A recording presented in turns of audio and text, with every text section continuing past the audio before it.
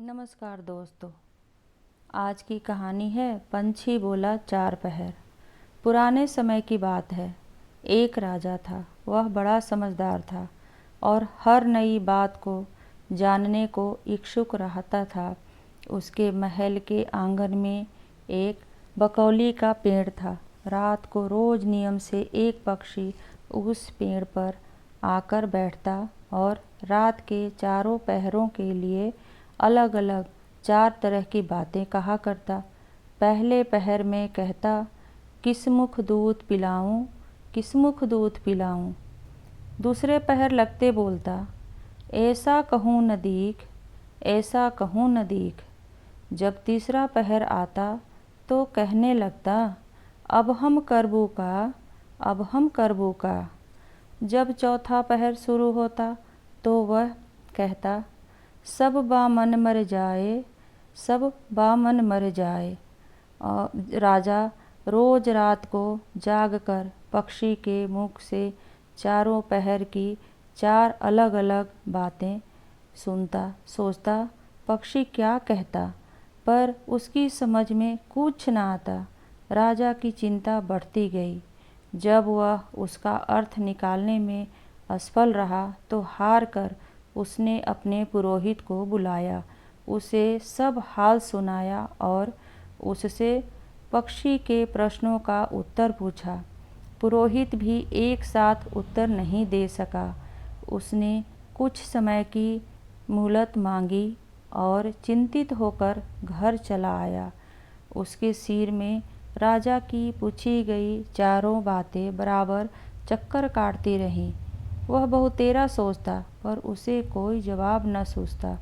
अपने पति को हैरान देखकर ब्राह्मणी ने पूछा, तुम इतने परेशान क्यों दिखते हो? मुझे बताओ क्या बात है? ब्राह्मण ने कहा, क्या बताऊं, एक बड़ी ही कठिन समस्या मेरे सामने आ खड़ी हुई है। राजा के महल का जो आंगन है वहाँ रोज रात को एक पक्षी आता है और चारों पहरों में नित्य नियम से चार अलग अलग बातें कहता है।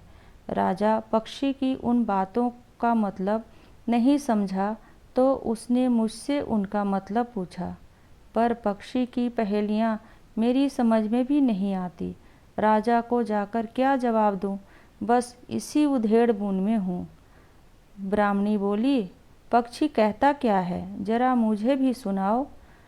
ब्राह्मण ने चारों पहरों की चारों बातें कह सुनाई। सुनकर ब्राह्मणी बोली, वाह, यह कौन कठिन बात है, इसका उत्तर तो मैं दे सकती हूँ। चिंता मत करो, जाओ राजा से जाकर कह दो कि पक्षी की बातों का मतलब मैं बतलाऊंगी।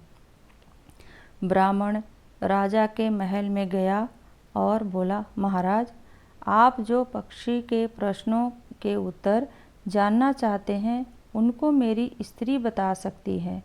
पुरोहित की बात सुनकर राजा ने उसकी स्त्री को बुलाने के लिए पालकी भेजी।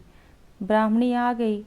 राजा रानी ने उसे आदर से बिठाया। रात हुई तो पहले पहर की पक्षी बोला, किस मुख दूध पिलाऊं, किस मुख दूध पिलाऊं। राजा ने कहा, पंडितानी सुन रही हो, पक्षी क्या बोलता है? वह बोली, हाँ महाराज, सुन रही हूँ।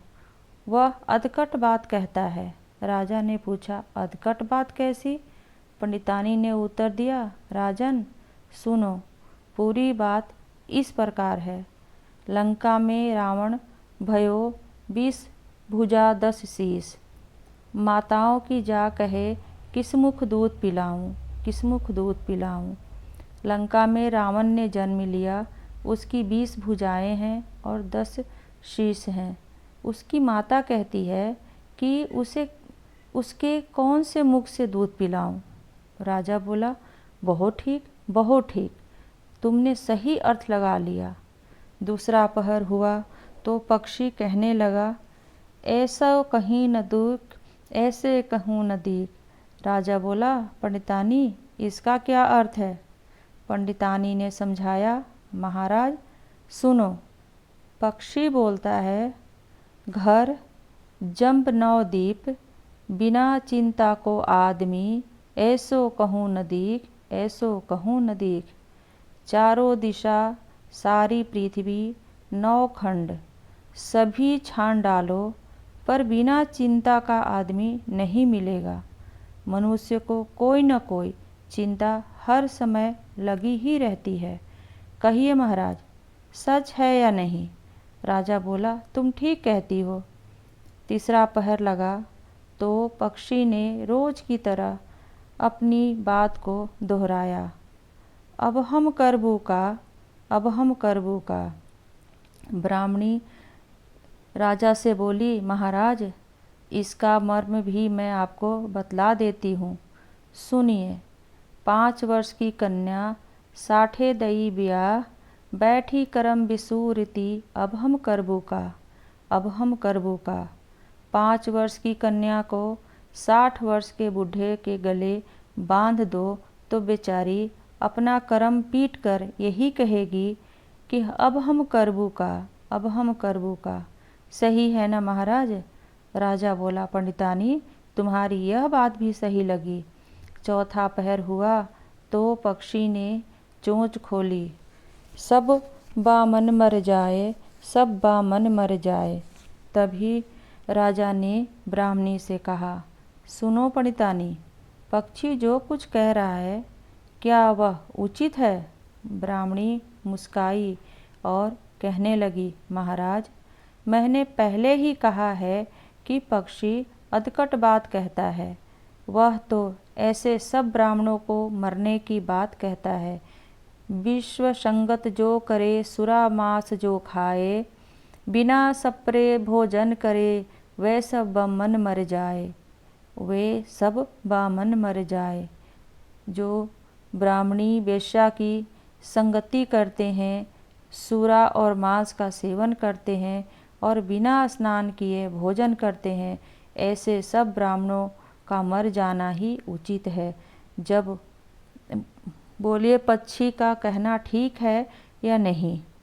राजा ने कहा, तुम्हारी चारों बातें 52 तोला पावरती ठीक लगी। तुम्हारी बुद्धि धन्य है। राजा रानी ने उसको बढ़िया कपड़े और गहने देकर मान सम्मान से विदा किया। अब पुरोहित का आदर भी राज दरबार में पहले से अधिक बढ़ गया। तो दोस्तों, अगर आपको ये कहानी पसंद आई हो तो वीडियो को लाइक करें, चैनल को सब्सक्राइब करें, अपने दोस्तों और परिवार में शेयर करना ना भूलें।